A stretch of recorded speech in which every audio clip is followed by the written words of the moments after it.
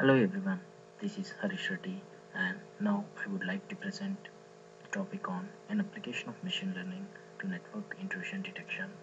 Now let us have a look at what machine learning is. Machine learning, as the name itself indicates, the ability of a machine to learn without being explicitly programmed. But how does it do that? It generally uses the techniques of artificial intelligence. What it does is, it basically learns from past examples and predict the future. But how does it do that? That is, learning from the past examples. It generally focuses on development of computer programs that can teach themselves, that is, which helps to grow and change dynamically when exposed to new data. That is, it helps them improve the program's own understanding. For example, to get a clear idea on this, let us have an example on Facebook newsfeed.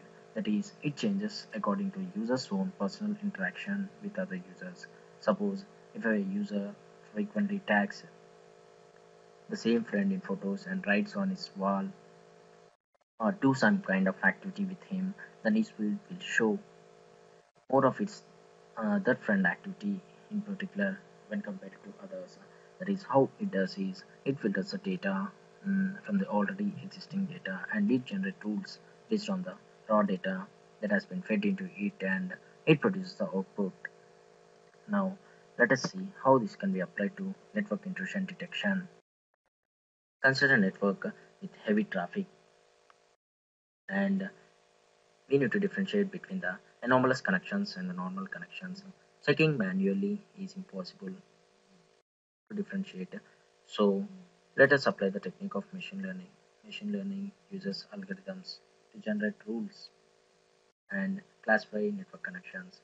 Some of the algorithms used are genetic algorithm and the decision tree algorithm. Genetic algorithm.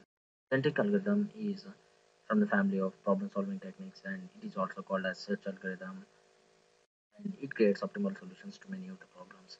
In this, the basic unit is gene and many of the genes combine together to form a chromosome. But to generate rules, we need to have data. Where does this data come from? This data we will be getting from the database that is nothing but the past data and it can we can get this through querying the results of the database and using this data we generate rules attributes such as source IP, destination IP, source port, destination port,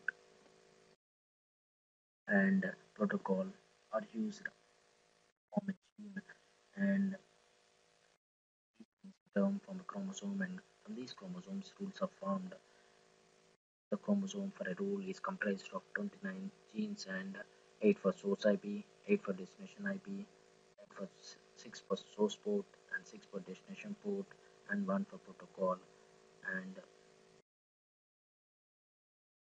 rule is used to filter connections. Each connection is converted into this 29 field format corresponding to the gene structure and if this connection matches with this structure then only there is considered as a normal connection or else it is considered as an anomalous connection. Like this number of rules are generated and all the network is passed on through these rules and the results are obtained.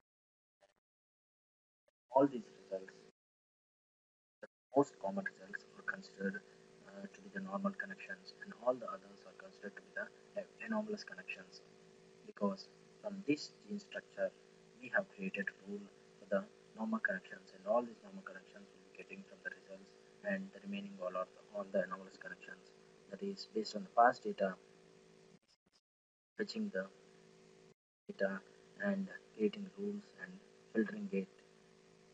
This is how machine learning is applied to network intrusion detection. Thank you.